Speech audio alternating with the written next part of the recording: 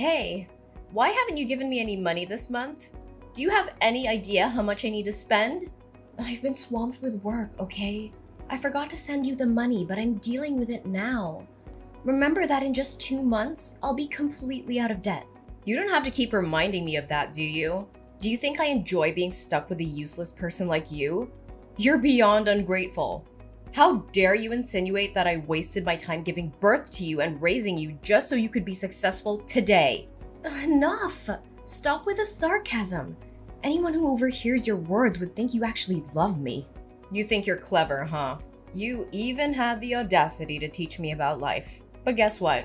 I need another $5,000 this month. $5,000? For what exactly? This month I want to buy your brother some new shoes and clothes to prepare him for work. And I also want to provide him with proper nourishment so he can keep his strength up while job hunting. He's been feeling down and losing weight because he can't find a job. I can't stand seeing him like this. And how is that my problem? Didn't we agree that I'd give you $10,000 every month until it adds up to $200,000 as a thank you for giving birth to me? After that, we'd cut ties and never bother each other again. I'm not obliged to give you more money to support him. Besides, isn't he just unemployed because he dreams of being a manager or department head rather than taking any job available? How can you say such heartless things? He's your brother. You're flesh and blood. He has a decent university degree and he's an extremely talented and capable person. How could he settle for some low-level employee position when he's treated as an errand boy? He deserves more than some menial job where he's treated like a servant. Huh? Don't think that your little amount of money gives you the right to say whatever you want about my son. Whatever you want, but I won't give you any extra money. Oh, hold on. I've thought about it again. $200,000 is probably not enough to compensate for my love, effort, and sacrifices in raising you. Moreover, my son is about to get married. If he doesn't have a car or a house, society will look down on him. So before you cut ties with us, you better buy your brother an expensive car and a fancy house. Otherwise, don't even think about escaping from me. What? That was never part of our agreement, and you know it. Well, I've been thinking. Aren't you the manager of a prestigious company? With your high salary, it shouldn't be a problem at all. Just a few more years and you'll be able to fulfill this obligation, won't you? That's not the point. You clearly understand that I have no responsibility or obligation to cater to your son's life. If it weren't for my father's dying wish, instructing me to take care of you and your brother until he can stand on his own, I would have cut ties with you a long time ago, Kimberly. You're such a heartless monster of a child. How could you prioritize the words of a dead man over mine? The one who raised you.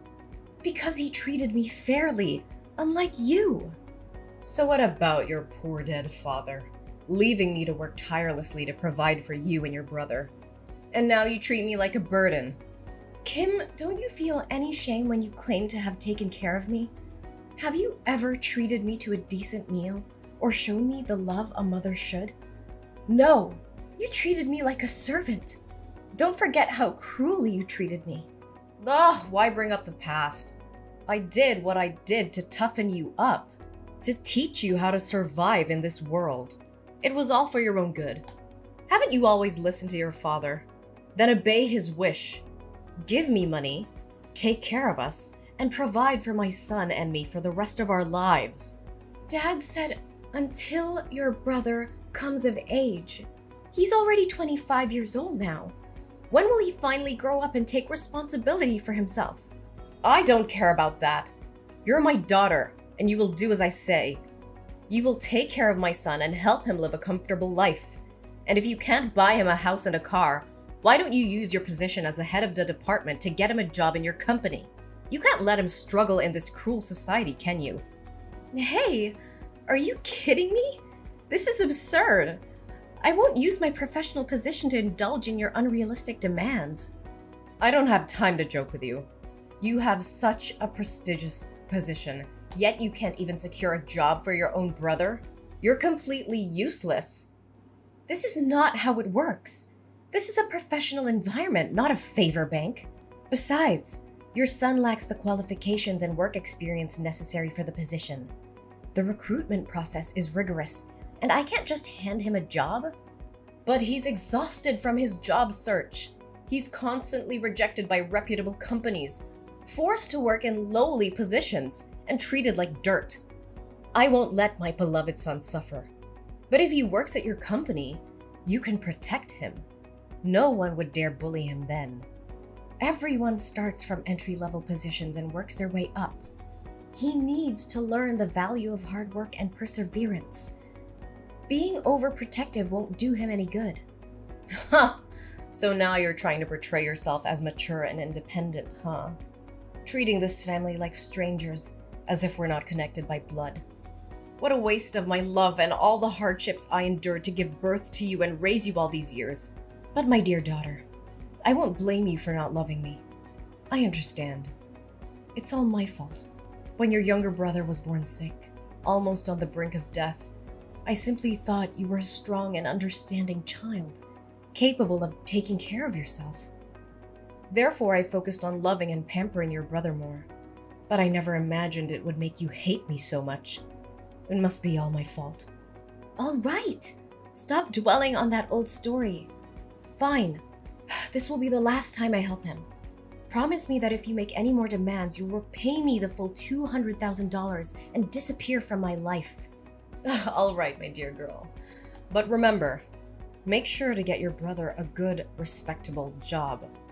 My precious son is not meant to be a mere errand boy or an ordinary employee somewhere. I can't make that decision alone. I will reach out to HR and arrange an interview for him with me and my boss. If he passes the interview, he will be assigned a suitable position based on his abilities. That's the best I can do. That's acceptable.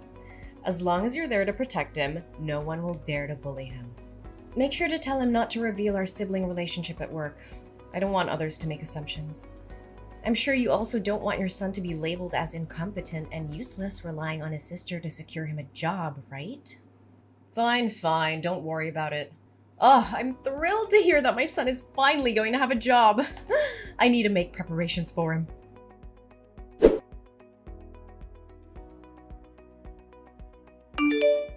Hey, Kim. Do you know where James is? I can't get in touch with him. Did that jerk run away after causing all this trouble? Why are you using such harsh words to scold him? Can't you see how scared he must be? He didn't want things to turn out like this. He did it for the sake of our family. As his older sister, shouldn't you try to comfort him and find a resolution instead of berating him? What? So you already know what happened and yet you're still defending him? James might have to go to jail and pay double the contract value, which amounts to $1 million. And I could also be held accountable and face an investigation. Why would anyone want that? It's just a stroke of bad luck. Besides, it's not as catastrophic as you're making it out to be. You just need to compensate the company for the contract, and everything will be fine. Do you think it's that simple? James colluded with the construction material suppliers, replacing the materials my company purchased with cheaper, lower quality ones and pocketing the price difference. He was in charge of procuring materials for this construction project. If it weren't for a surprise inspection conducted by the corporation today, it would have been difficult to uncover his deceit because he always knew my inspection schedule and could easily prepare in advance. Do you realize that building a structure with substandard materials can lead to serious incidents and damage my company's reputation like this? He didn't do it on purpose, did he? He was lured into this by the sales side. Unfortunately, he got caught. You know he lacks experience in work and life, so it's understandable that he made a small mistake. Just a small mistake? The company has already involved lawyers and the police. Can you still defend him? Do you realize that this could result in up to 10 years of imprisonment? The police are already investigating, and James won't be able to escape the consequences. He directly signed the receipt for the fraudulent goods, and the supplier admitted to the fraud as well. Not only will he have to go to jail, but I'll also have to take responsibility for this mess. Tell me where he is. He needs to face the consequences of his actions. Enough!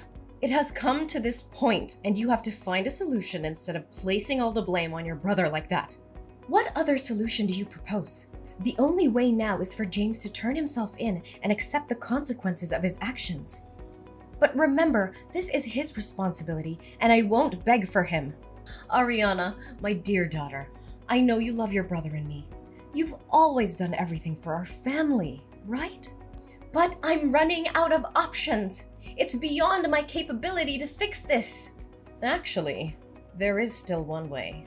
Since you're James's boss, if you take the blame for this, the severity of the crime will be lessened for him, right? What are you suggesting? I mean, if you collude with the seller, steal money for materials, and then manipulate the orders to make James unknowingly become an accomplice, your crime will be seen as less serious. I think your sentence could be reduced by half. So you would only have to go to jail for 5 years, and my son would only need to pay a fine. What? Are you asking me to plead guilty for James and go to jail on his behalf? Exactly. He's your brother, and it's only natural for you to help him.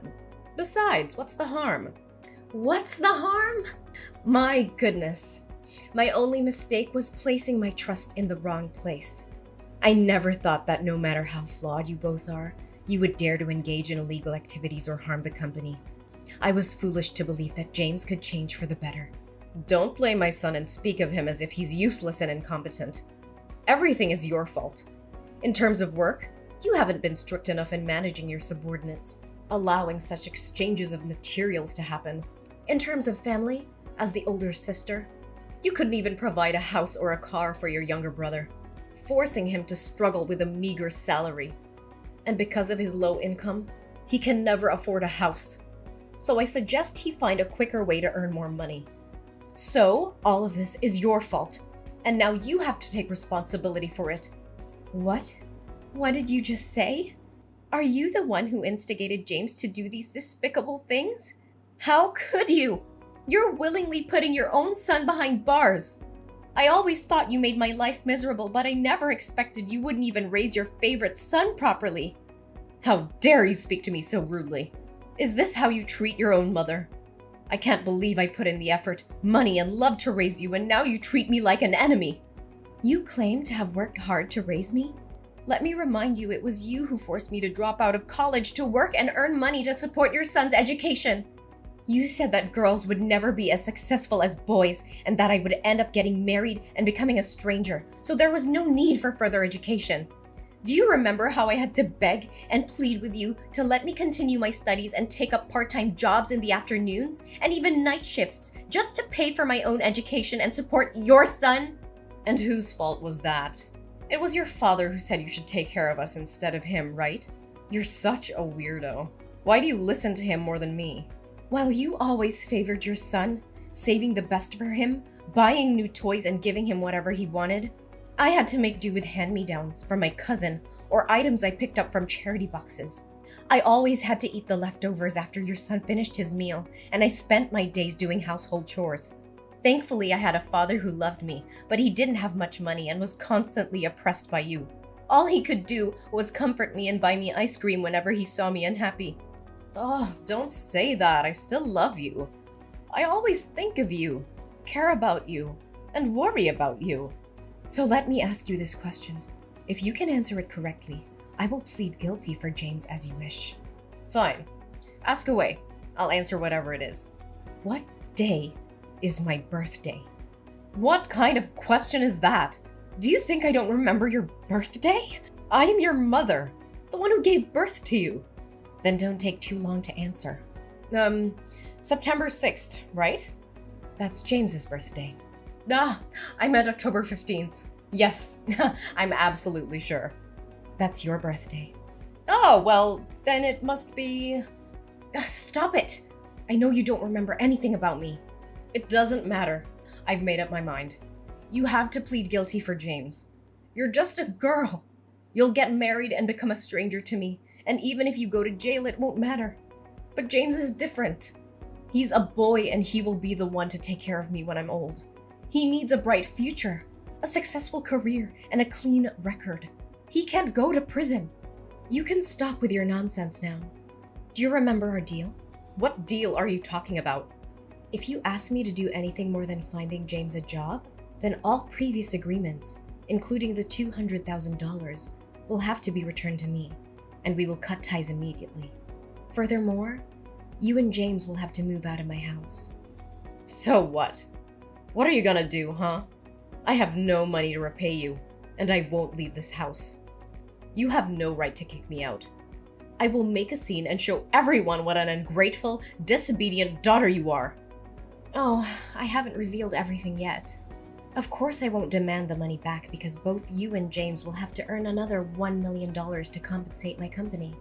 And as for leaving the house, I won't be the one to ask you to leave. I'll leave it to the police. You can sit there and wait comfortably because the police will come to pick you up. What? Why are the police involved in this? Do you remember when you accidentally confessed that you instigated James to steal money from my company? Well, coincidentally, the police entered my room at that moment to request cooperation in their investigation, and I conveniently let them read the entire conversation. So, Kimberly, what am I supposed to do now? I can't plead guilty for your son whether you like it or not. But here's some good news for you. You'll be able to accompany James in jail and not have to worry about accommodation and food for the next, let's say at least 5 years. How dare you betray your own mother? Ariana, you can't do this to me. But we already cut ties. No, it's much deeper than that, Kimberly. From this moment forward, I declare that you are no longer my mother. I refuse to be associated with someone who is willing to sacrifice ethics, integrity, and the well-being of others for personal gain. Our DNA may be the same, but our values and principles couldn't be more different. How can you say such things? We're family, Ariana. You can't just disown me like that. Family is supposed to be a source of love, support, and trust. But you've shown time and time again that you're willing to betray those ideals. I won't allow myself to be dragged down by your immoral actions any longer. I choose to surround myself with people who uplift and inspire me, not those who bring me down. Ariana, please, I'm begging you to help me. I know I've made terrible mistakes, but I genuinely love you more than anyone, even more than James.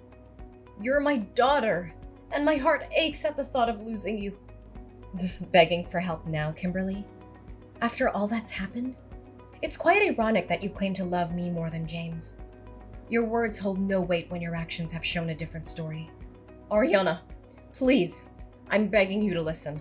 I know I've made mistakes, but deep down, my love for you has always been greater than anything.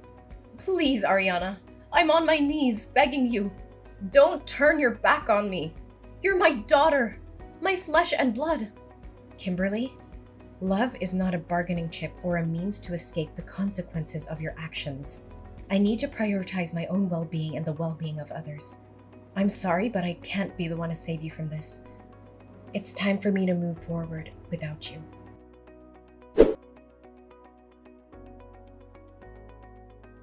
So here's how things turned out in the end. Kimberly and James, well, they didn't get off easy. The judge threw the book at them and sentenced them to a solid stretch in jail. James got slapped with a 10-year sentence, while his dear old mom, Kimberly, got a solid 8 years. Ouch. As for me, well, I managed to dodge that bullet. The investigation cleared my name, and I was found innocent of any involvement in their shady schemes. Can I get a hallelujah? It was a huge relief, let me tell you. No bars for this gal. But you know what? I decided it was time to make a fresh start. I couldn't stay in that house anymore, with all the memories of deceit and betrayal lingering in the air. So I packed my bags, sold that place, and bid farewell to that chapter of my life. Good riddance. I landed in a new town, ready to hit the reset button. And guess what? Fate had a little surprise in store for me. I met someone special, someone who saw past the scars and the baggage I carried. They loved me for me, flaws and all. Talk about a breath of fresh air. Together, we embarked on this crazy journey called life. We laughed, we cried, and we built something beautiful. It's amazing what can happen when you let go of the past and open yourself up to new possibilities. Love found its way into my heart, and I couldn't be happier. So here I am, sipping my coffee and reflecting on how life can throw curveballs at you. But hey, I made it through. I'm stronger, wiser, and surrounded by love. The darkness may have tried to bring me down, but I emerged victorious, ready to embrace the future with open arms. Here's to new beginnings and writing our own happy endings. Cheers!